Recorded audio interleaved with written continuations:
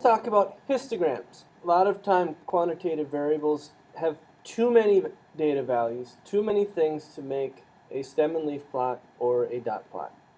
So what we do is we group the data together into groups where the data is close to each other. We call those bins, we call them classes, we call them not frequencies, that's the count. But we're lumping them together into similar size values. And the most common graph for doing this is using a histogram. So when we make a histogram, it's a lot like a bar graph, except it's for quantitative data. So first thing we have to do is to divide the range of data into classes or bins of equal width.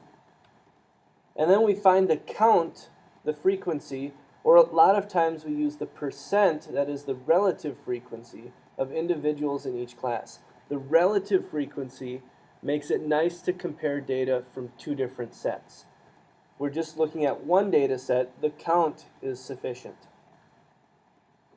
We label and scale the axes. You guys have to remember to label your x and y axis with what they mean. It is important. And then we draw the histogram. The height of the bar is equal to its frequency, or that is, in some cases, the relative frequency, the percent. Adjacent bars should be touching unless a class contains no individuals. So here's a frequency table, and you might look at this and go, whoa, wait a minute, where'd that come from? Let's take a minute and look. Let me switch programs. And here's an example. Foreign-born residents. Pause the video and read this real quick. So I want to create a histogram for this data. First thing I have to do is make a frequency table. You'll notice that in the data table I have two values highlighted, two states highlighted, California and West Virginia. Why'd I highlight those? Well, if you compare those to the other numbers, California has the highest percentage, 27.2. West Virginia has the smallest percentage, so we can use those to find the range. 27.2 minus 1.2, our range is 26. What we want to do now is we want to figure out and decide on how big of a class we're going to use.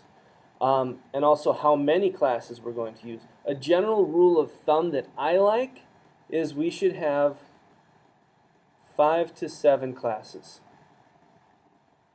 Smaller than that, and we can't see the data real well, it's too clumped together. Bigger than that, and a lot of times the data is way too spread out. So I like to try and keep it to 5 to 7. Let's go with 6. That's how many classes the example had just a second ago. So what I'm going to do is I'm going to take the 26 and I'm going to divide by 6. So that's 4 point something. So I need my classes, my bins, bin size. If it's 4, I won't have them big enough to have 6 classes. I'll have 7. So I want my bin size to be 5. A lot of times we call that the class width. And our data, it starts out at 1.2. I could start my table at 1. I'm going to start at 0 though. And then the second group, the second class is going to start at 5. The next class is going to start at 10. I'm adding my class width to this lower class limit. And then 15, 20, 25. Now on the table we're going to look at in just a second that was created for us, it says 0 to less than 5. That's one way to write this, 0 to less than 5. Or a lot of times you're just going to see this written as 0 to 5, 5 to 10. And what this means is that this first group contains 0, 1, 2, 3, 4, all the way up to, but not including 5. 5 is where the next class starts. So you can make these either way. Either one is acceptable. The way that you're seeing in the table that was created for us is 0 to less than 5, 5 to less than 10, less than 15, and so on. And now what we do, so this is our percentage.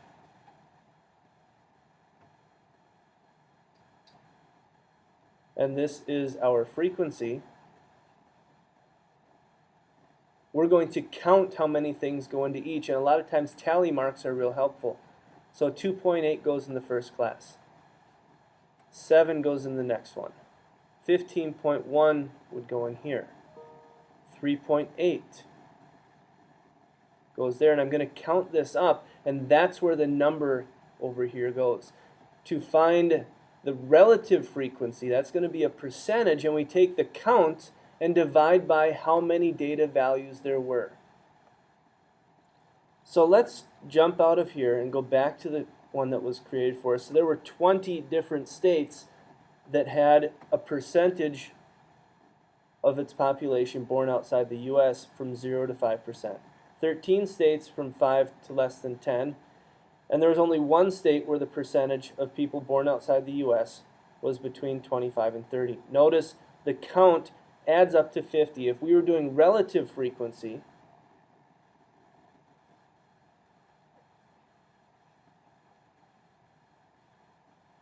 the way we would find that is we'd be doing 20 divided by 50 equals blank percent. 13 divided by 50 equals blank percent. And when we're all done, the total should be 100%.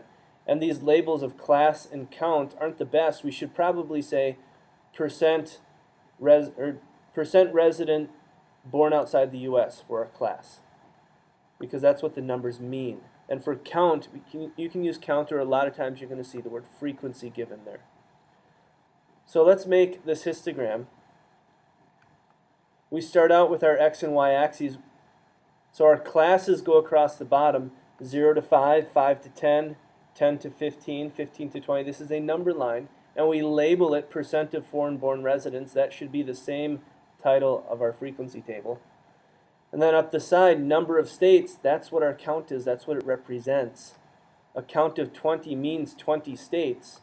And then we draw a bar that starts at the 0 and goes to the 5 that goes up to 20.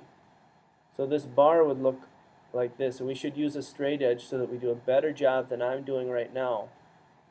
But there's our first bar, and we could do polka dots on it if we wanted, or stripes, or we could color it in blue. And then the next bar, 13, so there's 12, 13 is a little bit bigger, there we go.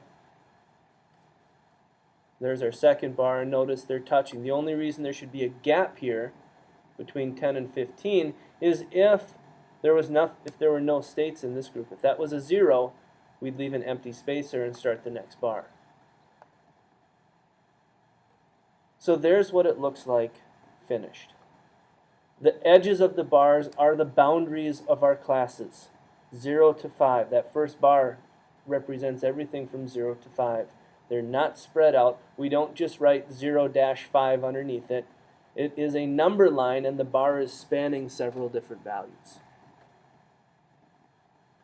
So some cautions on histograms. Don't confuse a histogram with a bar graph. A bar graph is for categorical data, not quantitative.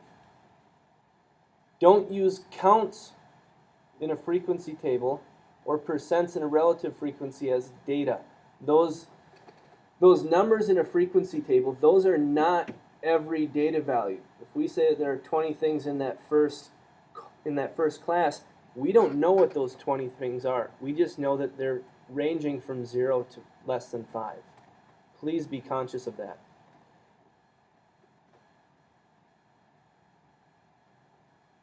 Another caution is use percents instead of counts on the vertical axis when you're comparing distributions with different numbers of observations. If we're comparing two distributions, one of them has 50 observations, the other one has 200, we can't talk about how this bar compares to that bar because, well, there's a lot more stuff that makes up that bar. You can use percents, you can use relative frequency to talk about how this bar compares to that bar. And just because a graph is pretty, it's not necessarily a meaningful display of data. And this is something that people use all the time. They make a pretty picture and people are impressed by it, but it really doesn't mean anything. So here's a quick summary. If you want to jot these things down, go for it. But in the next section, we'll look at finding numbers, finding ways to show the data summary with, instead of a picture, with data. More on that to come.